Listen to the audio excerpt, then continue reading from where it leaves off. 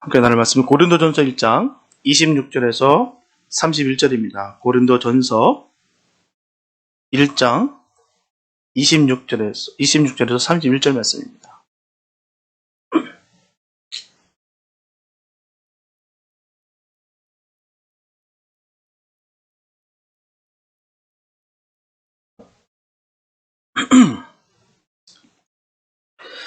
고린도전서 1장 26절에서 31절 말씀입니다. 주님께 한 말씀 공독해 올립니다. 형제들아, 너희를 부르심을 보라. 육체를 따라 지혜 있는 자가 많지 아니하며 능한 자가 많지 아니하며 문벌 좋은 자가 많지 아니하도다. 그러나 하나님께서 세상에 미련한 것들을 택하사 지혜 있는 자들을 부끄럽게 하려 하시고 세상에 약한 것들을 택하사 강한 것들을 부끄럽게 하려 하시며 하나님께서 세상에 천한 것들과 멸시받는 것들과 없는 것들을 택하사 있는 것들을 폐하려 하시나니 이는 아무 육체라도 하나님 앞에서 자랑하지 못하게 하려 하심이라. 너희는 하나님께로부터 나서 그리스도 예수 안에 있고 예수는 하나님께로서 나와서 우리에게 지혜와 의로움과 거룩함과 구속함이 되셨으니 기록된 바 자랑하는 자는 주 안에서 자랑하라 함과 같게 하려 함이니라. 아멘. 우리가 살아가는 이 세상에는 차별이 있을까요? 없을까요? 차별이 있습니다. 우리가 살아가는 세상은 차별이 있어요. 분명 차별이라고 하는 것은 나쁜 것인 줄 알면서도 알게 모르게 차별을 하거나 차별을 당합니다. 이게 차별이 성행되고 있다는 것이죠. 나쁘다는 건 다 알아요. 모르는 바가 아닙니다. 그런데도 불구하고 그게 계속해서 차별이 이루어지고 있다는 것이죠. 한동안 아시아 혐오가 극성일 때는요, 이 직장 내에서도 노골적으로 동양인이라고 하는 그 사실 때문에 차별당하는 이야기를 참 많이 듣게 됐습니다. 또 어떤 분 따님의 이야기예요. 같은 직원한테 차별당하는 그 얘기를 듣는데 참 놀랍더라고요. 이 자녀가 2세입니다. 영어권이에요. 완전히. 그리고 UC 버클리 나온 재원입니다. 그런데 그 따님 보고 하는 얘기가 너 영어 할 줄 알아? 이렇게 물어보더랍니다. 자, 보통 이 얘기 들으면 어떨까요? 내가 업무를 못해서 뭐 프로젝트를 망쳤다든지 그렇다고 하면은 그럴 수 있는데 그냥 아침 인사가 그거였대요. 와서 하는 얘기가 대뜸 너 영어 할 줄 아냐? 아마 그 얘기 들으면 아마 그럴걸요. 너만큼은 할걸? 내가 너만큼은 잘할 수 있을 것 같아. 라고 하지 않았을까? 한방 먹였을 것 같아요.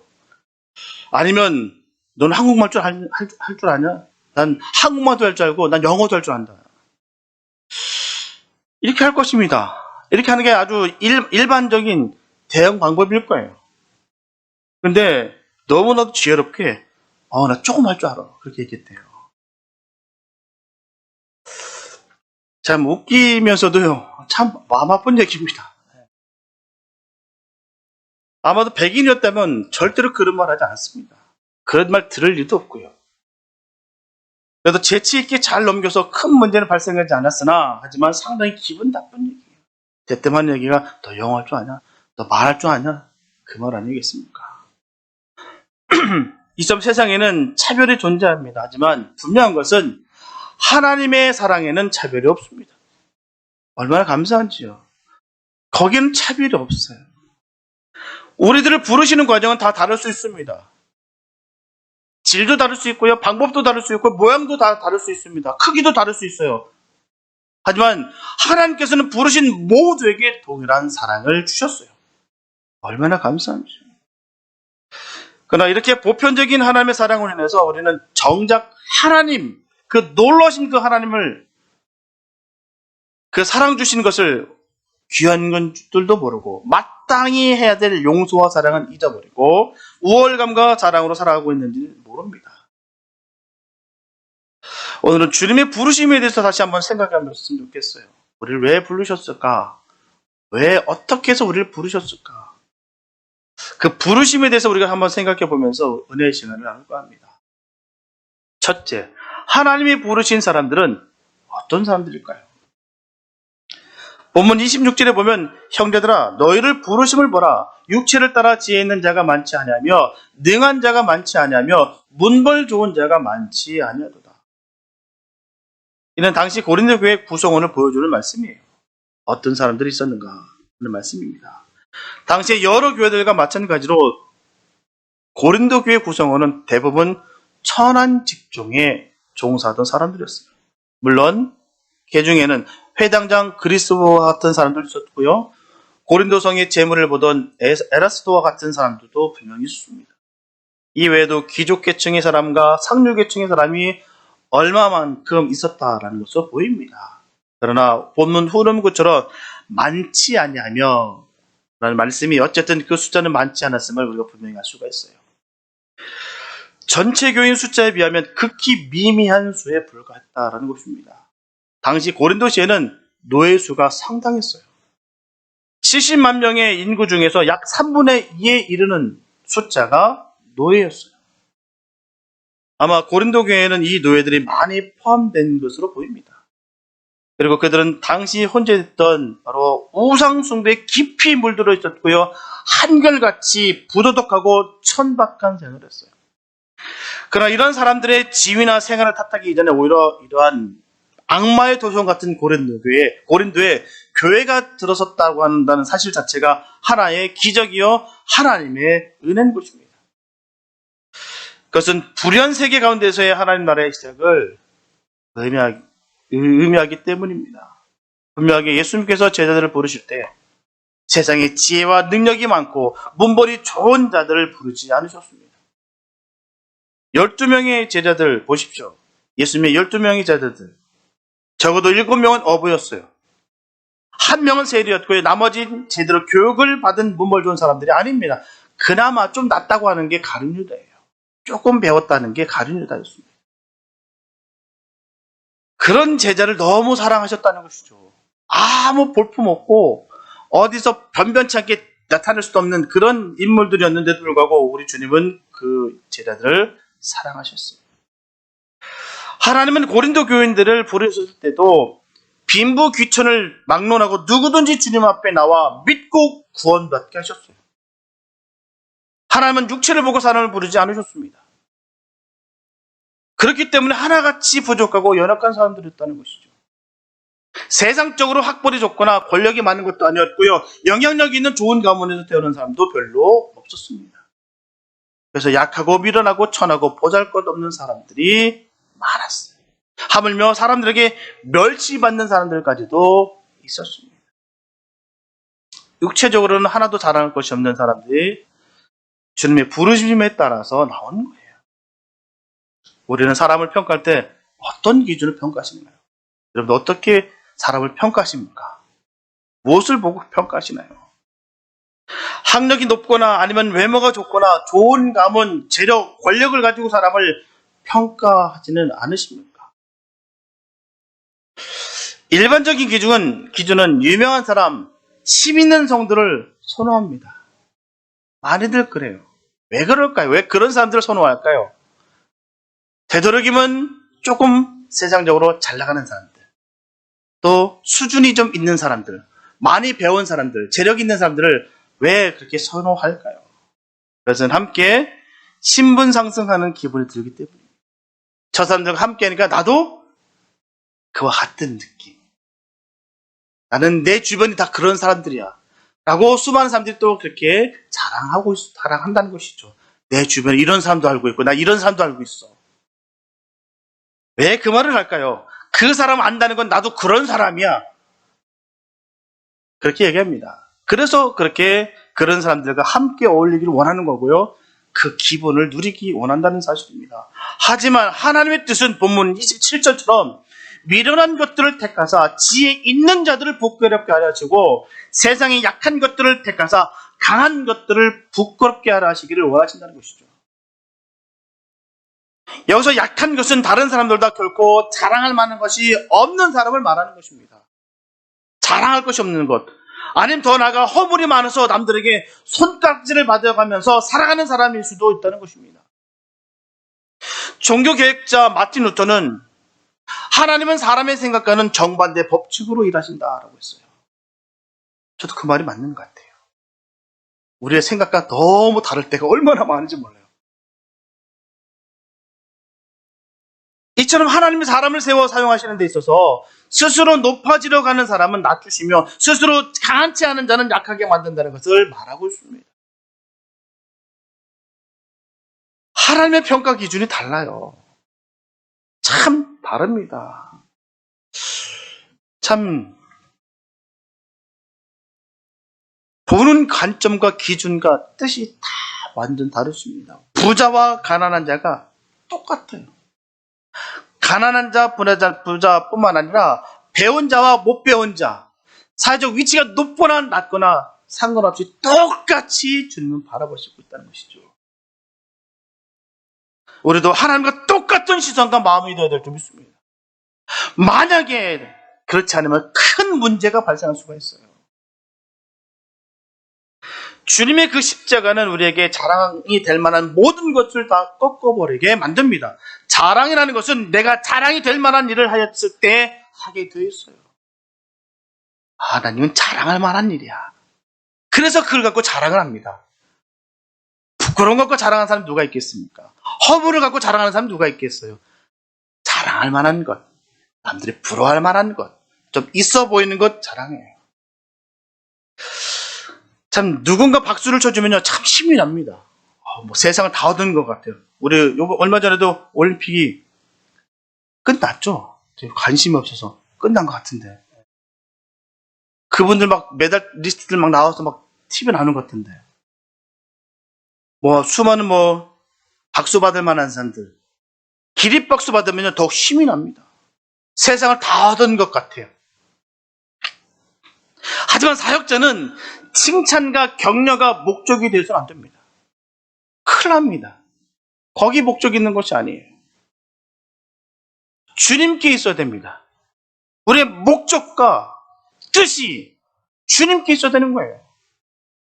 만약에 칭찬과 격려가 목적이 된다면 그럼 상을 이미 받은 것입니다. 내가 자랑하고 자랑할수록 내가 떠벌리고 떠벌릴수록 하늘의 상급은 없습니다. 왜요? 주님이 말씀해 주셨기 때문에 이미 상을 받았다 얘기하셨어요.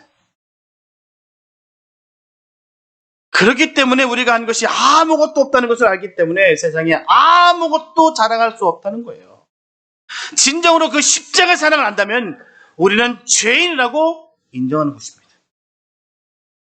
그게 십자가 자랑을 아는 사람이에요. 그게 바로 하나님의 자녀된 삶의 본질의 모습입니다. 나는 아무것도 아니에요, 하나님. 어쩜 나 같은 죄인을 사용해 주셨나요? 어떻게 나를 이 값에 세우셨나요? 말도 안 되는 거 아니겠습니까? 나보다 잘나고 똑똑한 사람이 얼마나 많은데 그거 다 내버려두고 왜 저를 이렇게 세우셨나요? 이런 고백이 있게 되시길 축복합니다. 왜요? 이게 정말 주님의 사랑을 아는 사람의 모습이에요. 나 정도 되니까 부르셨어. 나 정도 되니까 할 수 있는 거야. 누구의 속삭임일까요? 네, 맞습니다. 마귀예요. 너는 훌륭해. 너는 칭찬받아 마땅해. 그래, 잘했어. 우리가 그 얘기 듣기 위해서는 마지막 그날 주님께 그 얘기 듣시기 바랍니다. 주님께서 마음껏 그날 축복하시고 칭찬하실 거예요. 이 땅에서는요 그거 바라지 마시기 바랍니다. 저 여러분들은 그랬으면 좋겠어요. 안 자랑했으면 좋겠어요. 우리 서로가 서로를 자랑하지 않았으면 좋겠습니다. 마음껏 주님의 나라에서 서로가 그때 마음껏 박수 쳐주면서 그때 서로 응원해줬으면 좋겠어요. 그리고 주님으로부터 그 사랑과 축복을 받았으면 좋겠습니다. 잘했다. 내 아들아, 내 딸아, 잘했어. 내가 너 때문에 너무 기뻤단다. 이 얘기 듣기를 소망합니다. 저는 그 힘이 얼마나 되는지 모르겠어요. 힘이 들 때, 어려울 때 왜 없겠습니까?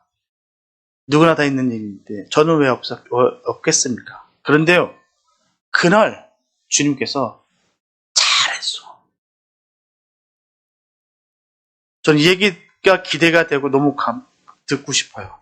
사람 말고요. 하나님께로부터, 주님께로부터 그 얘기 듣고 싶습니다. 아들아, 진짜 잘했다. 다른 건 모르겠는데 너 진짜 잘했어. 너무 고맙다. 이 얘기 정말 듣고 싶어요. 이런 얘기 듣는 저와 여러분 되시길 축복합니다. 정말 우리가 주님을 사랑한다면, 그 사랑을 깨닫게 된다면 우리는요, 자랑할 곳이 없습니다. 무슨 면목으로 자랑합니까? 무슨 낯으로 주님 앞, 사람들 앞에, 또한 주님 앞에 자랑할 것이 뭐가 있겠습니까? 이것이 바로 십자가로 부름을 받은 우리들입니다. 한국 교회와 고린도 교회가 매우 흡사했어요. 부흥의 역사로 무식하고 가난한 자들이 엄청나게 복을 받게 됐어요. 예전에 교회 얼마나 가난했습니까? 가난한 자들이 모였고요. 가난한 자들이 정말 맨날 불을 짓고 예배 드렸던 곳이 예배당이었습니다. 근데 어느 순간 교회들이 커졌어요. 커지다 보니까 유능한 사람들이 많이 교회에, 대형 교회에 유입이 됐어요. 사회적으로 실력자들이, 또한 많은 것을 가지고 있는 분들이 많이 유입이 됐습니다. 그러다 보니 신앙과 복의 기준이 달라져 버렸어요. 믿음이 점점 약소해졌습니다. 간절한 과거의 신앙생활 무시하게 됐어요. 이제 뭐로 굳이 그럴 필요가 뭐 있어. 그냥 편한 대로 예배드리고 편하게 신앙생활하면 되지. 굳이 왜 그렇게 가질 필요가 뭐가 있어. 분명한 것은 시대가 바뀌어서도 말씀과 기도만이 대안입니다. 안 바뀝니다. 바뀐다고 얘기하는 것이 가짜예요. 말씀과 기도와 예배는 안 바뀝니다. 세상이 반쪽이 나더라도 안 바뀌어요. 꼭 세상이 편해지고 발달됐으니까 이제 좀 허리진 피도 된다라고 생각하게 만듭니다. 누가요? 사단은 거짓 교사가 하는 것입니다.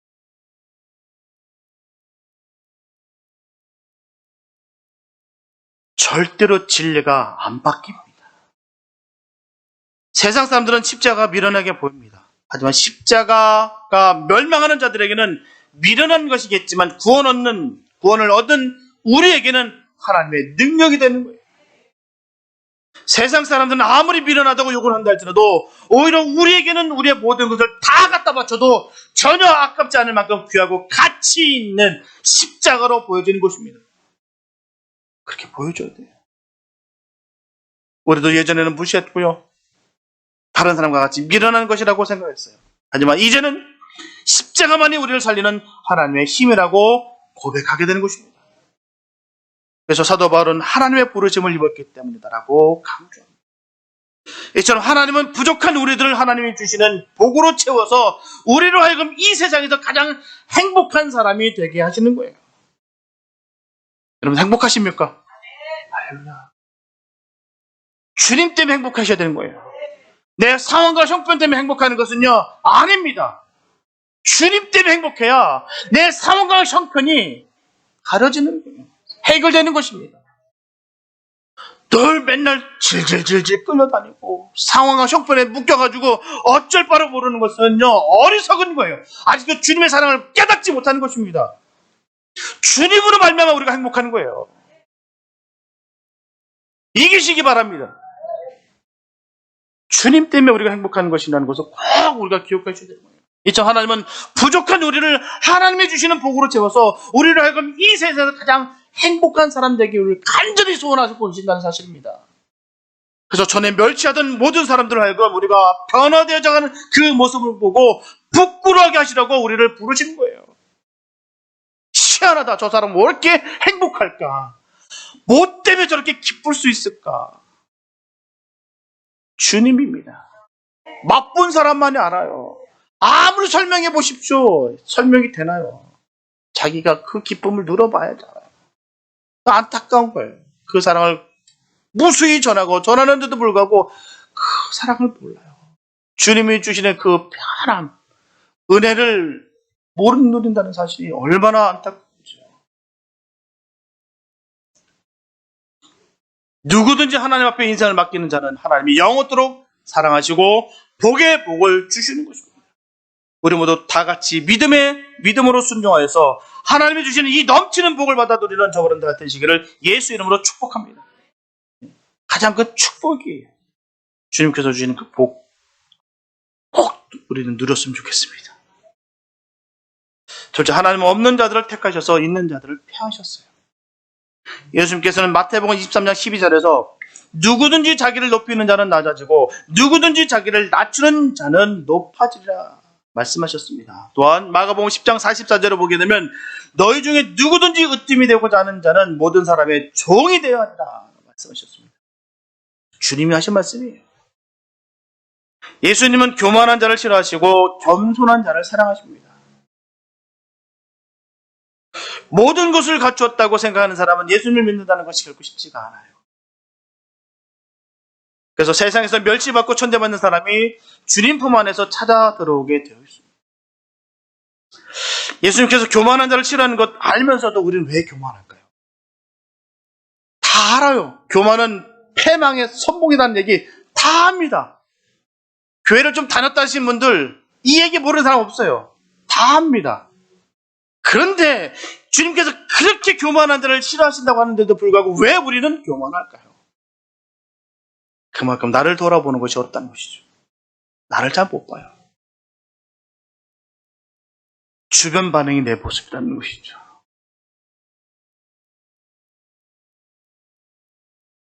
어느 누구 예 없이 예수님의 사람들은 겸손해야 됩니다.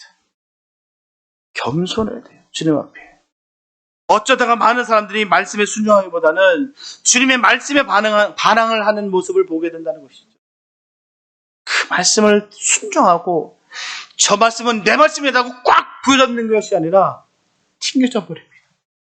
너무 힘들고 하기 싫으니까 버려요. 어른스러워져야 되는데 아직도 성정이 멈춰있는 모습을 볼 때가 얼마나 많은지 모릅니다. 분명하게 사춘기는 참 말을 안 듣습니다. 누구 듣는 거예요? 사춘기는 참 말 안 들어요. 더 안타까운 것은요, 영적 사춘기를 벗어나서 영적 반항기를 겪는 사람들이 늘어나고 있습니다.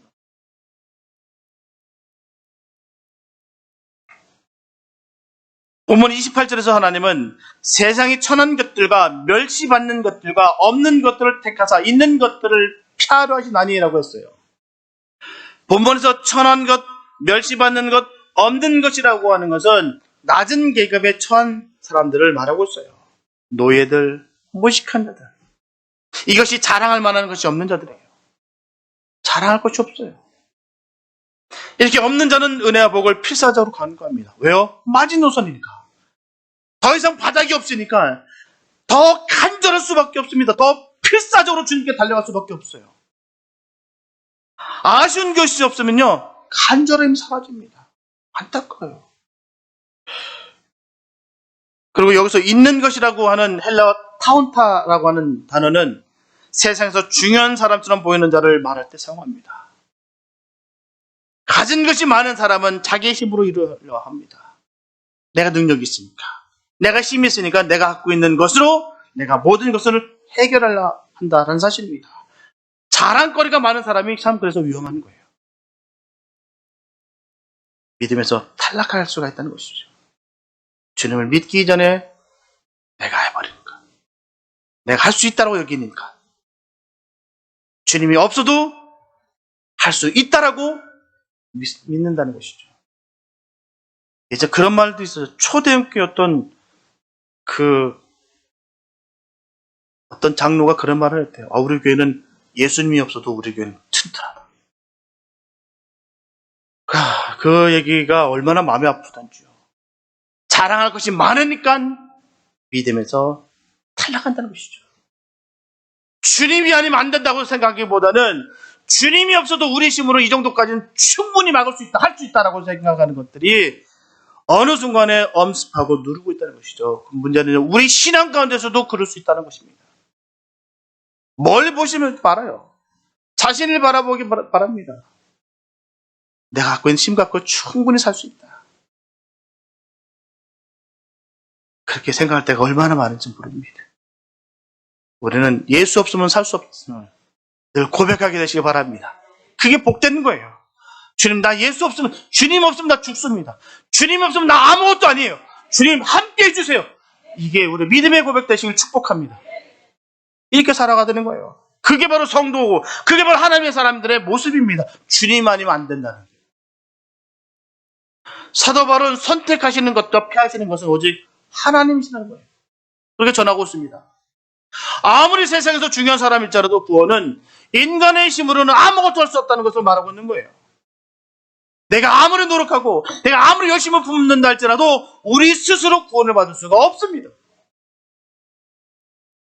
분명하게 세상의 지혜 권세 부귀는 인간적으로 노려볼 때 아름답습니다. 인간들을 모두 그것을 흠모하고 있어요. 그러나 본분에 의하면 하나님의 것을 버리신다고 말합니다. 그들을 부끄럽게 하시고 폐하시려 한다는 거예요. 한마디로 거기에 아무런 가치를 두지 않으신다고 말씀하십니다. 왜 그럴까요? 왜 굳이 아름다운 것들, 자랑할 만한 것들, 흠모할 만한 것들 왜 주님께서 버리신다고 할까요? 굳이 좋아 보이는데 왜일까요? 거기에는 하나님이 없기 때문입니다. 하나님이 없는 것들은 아무것도 아닙니다. 하나님을 경외하고 의지하는 마음이 없기 때문에 버리신다는 거예요. 좀 더 말씀을 전한다면 그들은 이런 세상적인 지혜와 권세와 부귀로 하나님을 멸시하고 대적하기 때문이에요. 버림을 받는 게 바로 거기 있는 것입니다. 하나님의 버림을 받는 것은 이제 거기 있는 거예요. 하나님을 여기지 않는 것, 하나님을 믿지 않는 것, 의지하지 않는 것, 경외하지 않는 것, 그럴 때 하나님 떠나십니다. 세상적인 그 위력으로 성도들을 유혹해 믿음을 거두어간다는 것입니다. 시편 22편 4절에 보면 하늘에 계신 자가 웃으시며 주께서 저를 비웃으시리로다. 그러므로 하나님은 그들을 비웃으시고 꺾어버리십니다. 그것도 세상에 미련하고 약하고 멸시받는 자를 통해서 그렇게 하신다는 거예요. 비웃으시고 꺾어버리신다는 것입니다. 잠언서 1장 7절에 보면 여호와를 경외하는 것이 지식의 근본이오늘 미련한 자는 지혜와 훈계를 멸시하느니라. 이처럼 여호와 경외함이 없는 세상적인 것은 모두 이처럼 허망한 것입니다. 아무것도 아니에요. 예수님께서는 요한복음 15장 16절 전반부에서 전하시기를 너희가 나를 택한 것이 아니요 내가 너희를 택하여 세웠나니. 사실 우리가 하나님을 믿는 믿음은 내가 하나님을 택하여 믿는 것이 아닙니다. 내가 마음만 믿으면, 내가 마음만 먹으면 내가 믿는다. 아닙니다. 내가 마음만 열어도 믿을 수 있는 것이 아니에요. 하나님께서 먼저 우리에게 은혜를 주시는 거예요. 하나님의 은혜를 주셨기 때문에 그게 믿어지는 겁니다. 주님이 믿어지는 게 복이에요. 얼마나 큰 복인지 모릅니다. 아무리 설교를 하고 아무리 성경을 전하고 아무리 복음을 접했다 할지라도 안 믿는 사람은 안 믿어요. 교회 안에서도 마찬가지입니다. 속으면 안 돼요. 그 사람이 오래 교회 신앙생활을 했다고 해서 다 하나님을 믿는 거 아니더라는 것이죠. 아는 것이지 믿는 것이 아닙니다. 아는 것과 믿는 것이 하나가 되어야 된다고 분명히 전하고 있는데 그냥 아는 것이지 믿는 것이 아니에요. 왜 그럴까요? 그분들이요. 삐뚤어지니까요.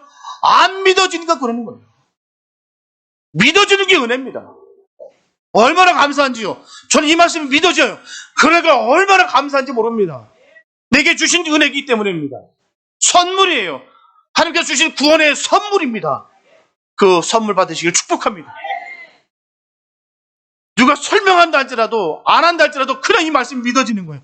읽을 때마다 눈물이 줄줄줄 나고 하나님의 그 놀라운 사랑이 내가 임하고 그 임재가 임한다는 것 얼마나 감사한지 몰라요. 이게 모르니까 믿지 못하는 거예요. 그냥. 믿었다고 자기가 스스로 착각할 때가 얼마나 많은지 몰라요. 신념과 믿음은 다릅니다.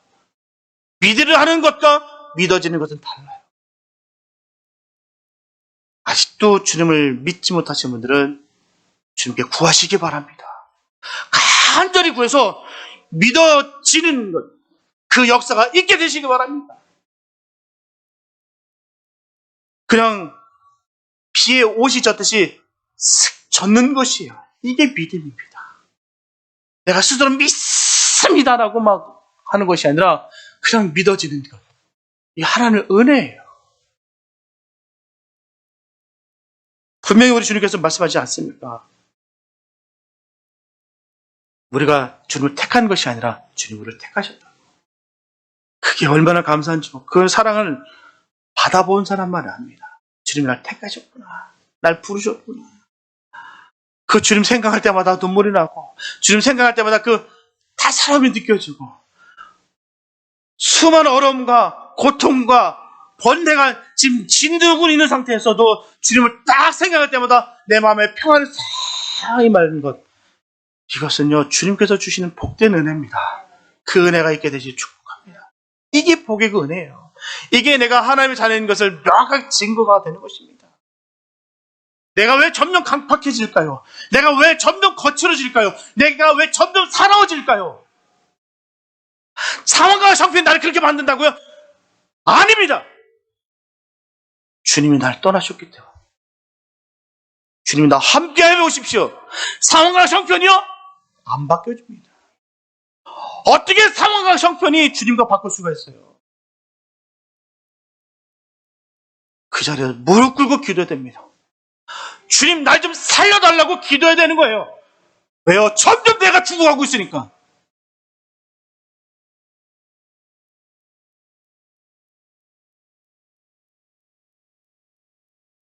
그래서 사도 바울은 에베소서 3장 8절에서 전합니다. 모든 성도 중에 지극히 작은 자보다 더 작은 나에게 이 은혜를 주시는 것은 측량할 수 없는 그리스도의 풍성함이라. 이게 은혜입니다. 너무 작은 나인데, 지극히 작은 나인데 나에게 이 은혜를 주신 것은 정말 측량할 수 없는 주님의 놀라우신 그 풍성함이다. 이런 고백이 있게 되시길 축복합니다. 상황과 형편 말씀하지 마세요. 다들 그렇게들 얘기하세요. 상황이 그렇습니다. 형편이 그렇습니다. 아니요. 상황 형편에 주님께서 왜 묶이십니까? 주님은 시와 공간에 전혀 묶임을 받지 않습니다. 그 주님이 어떻게 그 상황과 형편에 묶일 수가 있어요? 우리에게 찾아오시기가 우리가 마음이 딱딱해지고 있어요. 완악해지기 때문에 그러는 거지.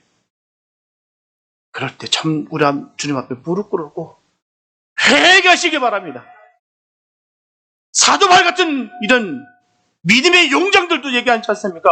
모든 성도 중에 지극히 작은 나보다 더 작은 나에게 이 은혜를 주시는 것은 측량할 수 없는 그리스도의 풍성합니다. 그가 그렇게 전하고 있어요. 매를 맞을 때 했습니다. 감옥에 갇혀있을 때 해요.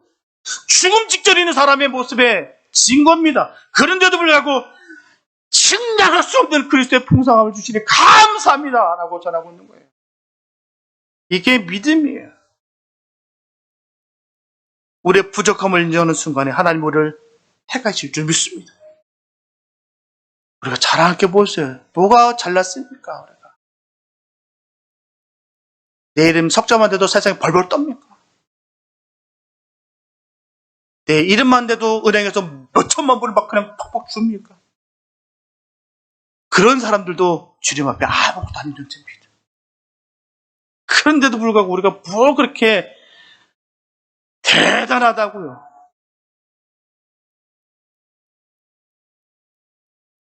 우리의 부족함을 인정하는 그 순간에 우리 주님께서 택하시 주신다는 거예요. 우리의 지혜를 의지하고 가진 것을 의지하면 절대로 예수님을 믿을 수가 없습니다. 예수 믿기 전에 내 힘을 의지합니다. 그게 안타까운 현실이에요. 우리가 심령이 가난해야 돼요. 믿을 만한 것들이 없어야 됩니다. 심령이 부자다 보니까 자꾸 주님을 믿기 전에 그걸 믿어요. 자꾸. 우리 어른들 보십시오. 노인분들. 온몸 안 아픈 데가 없어요. 참 신기해요. 다 보면요. 어디가 다 통증들이 다 갖고 있어요. 관절이 안 좋은, 속이 안 좋던지, 이게 안 좋던지 안 아픈 곳이 없어요. 그래서 천국을 갈망하는 것입니다. 하루 빨리 하나님 뵙고 싶습니다. 주님 만날 날이 얼마 남지 않으니까 믿을 만한 것이 없는 거예요. 오직 주님밖에 없다는 것이죠. 야고보서 4장 10절에 보면 주 앞에서 낮추라. 그러면 주께서 너희를 높이시리라. 이처럼 스스로 자신의 능력을 자랑하며 당당한 자들보다는 부족한 것이 많아서 스스로 부족함을 절실히 느끼는 자들을 택하십니다. 공식이에요. 이런 뻔한 진리의 공식이 있는데도 불구하고 무시하는 경우가 얼마나 많은지 몰라요. 왜 그럴까요? 어리석음 때문입니다. 내가 주님을 신뢰하지 않기 때문입니다. 주님이 주신 말씀들을 우리가 내 멋대로 해석하고 내 멋대로 살기 때문이에요. 우리는 하나님 앞에 마음을 낮추고 겸손해야 될 줄 믿습니다. 보면 29절에 보면 이는 아무 육체라도 하나님 앞에서 자랑하지 못하게 하려 하심이라 말씀하고 있습니다. 이제 사도 바울의 논점은 확실해졌어요. 고린도 교인들은 하나님 앞에서 자랑할 만한 아무것도 가지지 못했어요. 그들에게 있어서 변화를 가져온 것은 그들의 노력이나 공로가 아니었습니다. 그것은 철저히 하나님의 부르심에 의해서 이루어졌어요. 그래서 하나님의 은혜와 사랑과 능력이 그들의 신분을 변화시켰으며 삶의 양태를 변화시켰습니다. 한편 세상의 지혜자와 권세자와 가진 자들 역시도 자랑할 것이 없어요. 그들은 현재 부귀와 영화를 자랑하지만 영원의 견주어 그것은 찰나에 지나지 않습니다. 순간적인 거예요. 야고보서 4장 14절에 보면 너희 생명이 무엇이뇨? 너희는 잠깐 보이다가 없어지는 안개니라 라고 했고요. 베드로전서 1장 24절에 보게 되면 모든 육체는 풀과 같고 그 모든 영광이 풀의 꽃과 같으니 풀은 마르고 꽃은 떨어지되. 이런 사실로부터 우리는 겸손을 배워야 될 줄 믿습니다. 분명하게 하나님은 교만한 자를 미워하십니다. 반드시 교만한 자를 패망케 하십니다. 그리고 교만한 자는 낮추시지만 겸손한 자는 높이시고 존귀하게 하십니다. 저와 여러분들은 오직 주님만 높이며 겸손한 삶을 살아갈 수 있게 되시기를 예수님의 이름으로 축복합니다. 주님의 기쁨이 되는 삶을 사시기 바랍니다. 셋째, 하나님께서 우리의 마음에 계셔야 되는 것이죠. 본문 30절과 31절에 보면 너희는 하나님께로부터 나서 그리스도 예수 안에 있고 예수는 하나님께로서 나와서 우리에게 지혜와 의로움과 거룩함과 구속함이 되셨으니 기록된 바 자랑하는 자는 주 안에서 자랑하라 함과 같게 하려 함이니라. 하나님께서 허물 많고 약하고 부족한 우리를 성령으로 복된 길로 이끌어 가시고 있습니다. 주님은 길이시고 진리이시며 생명이십니다. 그래서 주님을 따라가면 우리는 생명의 길을 걸어가는 거예요. 우리가 겸손히 순종해야 성령의 인도함을 받을 수가 있습니다. 요한복음 1장 12절과 13절 말씀 보게 되면 영접하는 자 곧 그 이름을 믿는 자들에게는 하나님의 자녀가 되는 권세를 주셨으니 이는 혈통으로나 육적으로나 사람의 뜻으로 나지 아니하고 오직 하나님께로서 난 자들이니라. 우리가 진정으로 주님을 믿음으로 주님을 영접하게 됩니다. 예수님께서 내 안에 계신다는 것이 바로 성령으로 거듭남이라는 것이에요. 성령으로 거듭남이라는 거. 내 안에 계신 것. 주님께서 내 안에 계신 것을 말하는 거예요. 거듭났다, 거듭났다. 백날 말로 할 필요 없습니다. 내 안에 주님 계시느냐. 거기 있는 거예요. 주님이 나의 주인이신가. 그러면 주인 원하신 대로 삶을 살아가는 것이 거듭남의 증거입니다. 지금까지 내가 내 스스로가 주인이었으나 이제부터는 주님께서 나를 주인 삼아 주셨구나. 나를 주인으로 임재해 주셨구나. 나를 이끄시는구나. 바뀐 것을 말하는 거예요. 이젠 내가 주인이 아니라 주님이 나의 주인이시구나. 이제 성령으로 거듭났다는 것은 주님이 내 안에, 내가 주님 안에 거하고 있는 것이에요. 분명한 것은 예수님 안에 거하는 자는 오직 자랑이 예수입니다. 틀림없어요. 내 안에 예수 꽉 차 있는 사람들은요, 입만 열면 예수 얘기합니다. 확인해 보세요. 영적인 사람들과 한번 만나서 한번 얘기를 나눠보세요. 무슨 얘기하고 있는지. 주님 얘기밖에 안 합니다. 주님 얘기할 때마다 눈물이 붉어지고 서로 그 은혜가 넘칩니다. 그런데 영적이지 않는 사람들 얘기해 보십시오. 예수 얘기 없습니다. 세상에 뭐가 났고 어떤 게 나왔다, 어떤 상품이 나왔고 명품이 뭐고 얼마 줬더니 얼마 싸게 샀다. 주식이 얼마나 올랐네. 세상 얘기밖에 안 합니다. 거기에 모든 초점이 맞춰져 있어요. 영적인 얘기하면 답답할 생각입니다. 왜요? 영적으로 충돌하는 거예요. 내 안에 예수를 꽉 채보십시오. 예수 얘기밖에 안 납니다. 듣는 것도 찬양밖에 안 들어요. 예수님께서 우리의 지혜가 되시고 예수님은 말미암아 우리가 하나님 앞에서 의롭다 여김을 받고 거룩한 자가 되었음을 자랑하게 됩니다. 예수님의 피값으로 우리의 죄와 허물이 온전히 사해지고 주님의 자녀된 것 이외에는 자랑할 것이 없다는 거예요. 내가 영원히 죽을 수밖에 없는 우렸는데 주님으로 말미암아 내가 영생을 얻었구나. 이것이 자랑입니다. 이것이 복이에요. 그거보다 더 큰 복이 어디 있습니까? 큰 집을 내가 샀어요. 복이에요. 내가 주식이 대박나는 복입니까? 아무것도 아니에요. 주님이 나의 아버지 되신 것. 이게 복입니다. 영원한 생명을 받은 것. 이보다 더 큰 복이 없어요. 이걸 잊어버리니까 자꾸 세상적인 것. 자꾸 눈에 보이는 것. 그래 점점 마음은 딱딱히 굳어지고 완악해지고 불평불만은 점점 깊어지고 주님을 바라보는 것이 아니라 사람을 바라보면서 실망하고 아파하고 슬퍼하고 왜 주님께 초점을 맞춰야 되는데 왜 사람께 초점을 맞추게 되나요? 자랑할 것이 없는데요. 자랑할 것이 없는 그 사람을 보고 왜 슬퍼하시나요? 주님을 바라보시기 바랍니다. 주님께서 하시는 거예요. 주님께서 피값으로 우리를 사주신 것에 감사하고 영원한 주님의 나라에서 영원히 살 것을 우리가 기다리면서 하루하루가 복된 것입니다. 사도 바울은 본문 31절에서 자랑하는 자는 주 안에서 자랑하라고 우리에게 말씀하고 있어요. 이렇게 본문 31절의 말씀은 예레미야서 9장 23절과 24절을 인용한 말씀입니다. 여호와께서 이같이 말씀하시되 지혜로운 자는 그 지혜를 자랑하지 말라. 용사는 그 용맹함을 자랑하지 말라. 부자는 그 부함을 자랑치 말라. 자랑하는 자는 이것으로 자랑할지니 곧 명철하여 나를 아는 것과 나 여호와는 인애와 공평과 정직을 땅에 행하는 자인 줄 깨닫는 것이라. 나는 이를 기뻐하노라. 여호와의 말이니라. 여기서 자랑한다는 말을 헬라어로 카우코마이라고 하는데요. 세 가지 뜻으로 사용됩니다. 첫째는 자랑하다는 뜻이고요. 둘째는 기뻐하다는 뜻이고요. 셋째는 영광 돌리다는 뜻으로 사용되는데요. 주님을 자랑할 때는 이 세 가지 뜻을 다 포함하고 있습니다. 주님을 자랑하고 기뻐하고 영광을 돌리는 거예요. 그래서 한마디로 주 안에서 자랑한다는 뜻은 우리의 지혜와 의로움과 거룩함과 구속함이 되신 주님을 증거하고 자랑하는데 우리의 마음이 주님 안에서 기쁨이 넘치고 그렇기 때문에 주님께 영광을 돌리게 된다는 것입니다.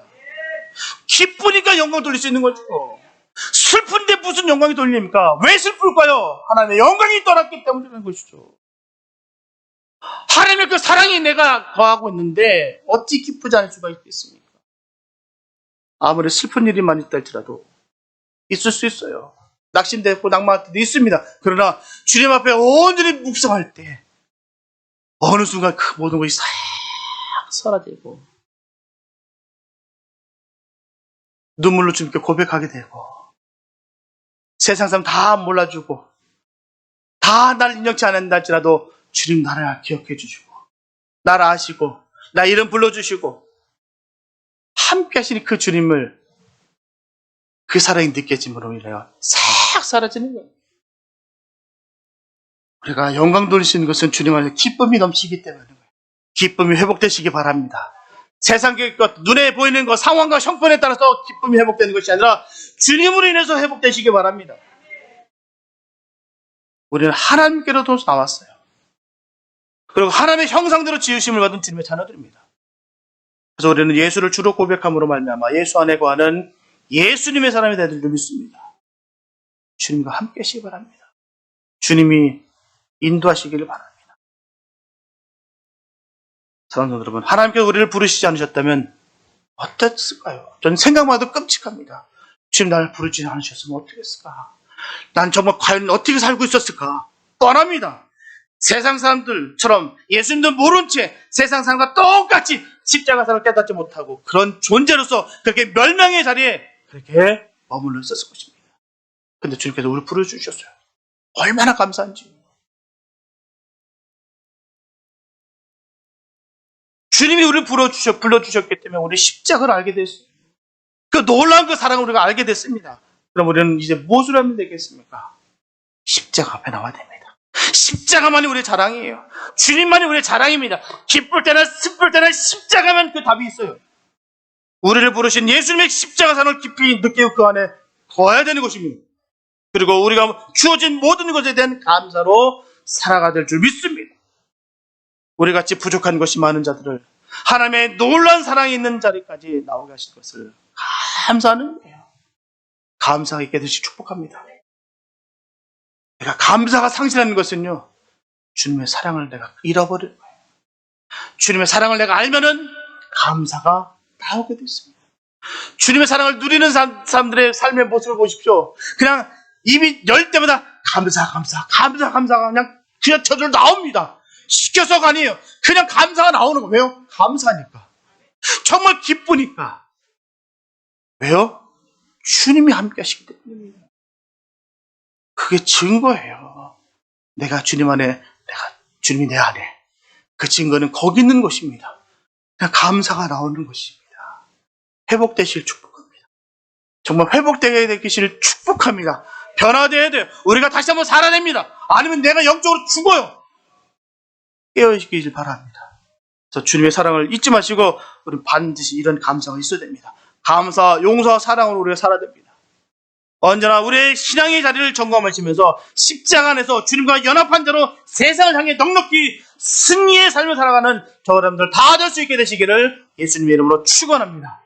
기도합니다. 하나님 감사합니다. 아버지, 우리가 감사하다는 것은 주님이 나와 함께 하시며 감사합니다. 세상의 형편과 상황 때문에 우리가 감사하고 슬픔이 아닙니다. 아버지, 주님이 우리 아버지 되어 주시기에 우리가 감사합니다. 아버지, 주님 식어지지 않게 하여 주시옵소서. 세상의 것에 대해서 눈에 보이는 것에 따라서 우리가 마음이 닫혀지고 완악해지고 딱딱하게 굳어지지 않게 도와주시옵소서. 죽은 자가 딱딱하게 굳습니다. 하나님, 우리는 결코 죽어서는 안 됩니다. 주님께서 우리를 살려주셨기에 우리는 결코 죽어서는 안 됩니다. 끝까지 주님 우리에게 성령의 역사가 임하게 도와주시고 우리 심정이 팔팔 뛰게 하여 주셔서 주의 일들을 감당하는 복된 주의 자녀들 되게 하여 주시옵소서. 결코 우리에게 앞길을 막을 수 없습니다. 원수 마귀는 우는 사자와 같이 우리를 가로막습니다. 우리를 시험에 빠지게 합니다. 우리는 결코 지지 않습니다. 하나님, 우리가 주님과 함께하기 때문입니다. 철저하게 주님 막아주시고 쏙지 아니하도록 주님 인도하여 주시옵소서.